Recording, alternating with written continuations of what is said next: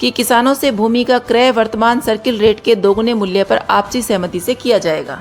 अब अनुबंध की कार्यवाही शीघ्र पूरी कर निर्माण कार्य शुरू कराया जाएगा।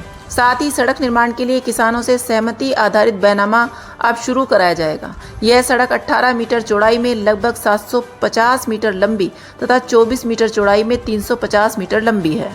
किसानों की मांग पर 18 मीटर और 24 मीटर चौड़ी सड़क के लिए पिलरिंग की प्रक्रिया भी शुरू कर दी गई है। सड़क निर्माण से क्षेत्र को बेहतर यातायात सुविधाएं मिलेंगी और मानचित्र स्वीकृति कर क्षेत्र का सुनियोजित विकास भी होगा व राजस्व भी प्राप्त होगा, जिसका उपयोग अन्य सड़कों के विकास कार्यों में किया जाएगा, जैसे हम तुम रोड, प्रस्तावित कमिश्नरेट सड़क और सिक रोड जैसे अन्य मार्गों पर भी निर्माण कार्य कराने की प्रक्रिया तेजी से आगे बढ़ रही है।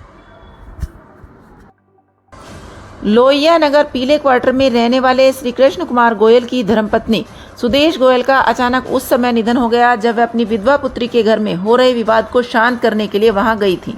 तभी पुत्री के ससुराल वालों ने उन पर अत्यधिक मानसिक दबाव डाला, जिससे उनकी वहीं मृत्यु हो गई।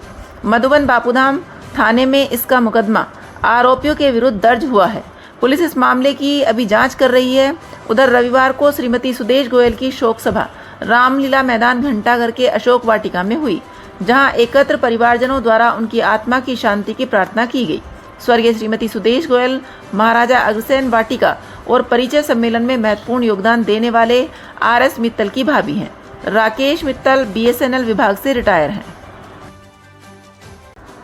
किसी समय वेस्पा स्कूटर की एजेंसी के नाम से विख्यात समाज सेवी राजनगर निवासी अनिल गर्ग का पिछले दिनों निधन हो गया था। रविवार को उनकी श्रद्धांजलि सभा नेहरू नगर स्थित पंडित दीनदयाल उपाध्याय ऑडिटोरियम में हुई। श्रद्धांजलि सभा में बड़ी संख्या में नगर के प्रतिष्ठित लोगों ने पहुंचकर स्वर्गीय अनिल गर्ग के चित्र पर पुष्पांजलि अर्पित करके उनकी आत्मा की शांति के लिए ईश्वर से प्रार्थना की। नहीं है कृपया लाइक और सब्सक्राइब अवश्य करें और हाँ, पहले आइकॉन अवश्य दबाएं ताकि आपको हमारी लेटेस्ट वीडियो का नोटिफिकेशन मिलता रहे। धन्यवाद।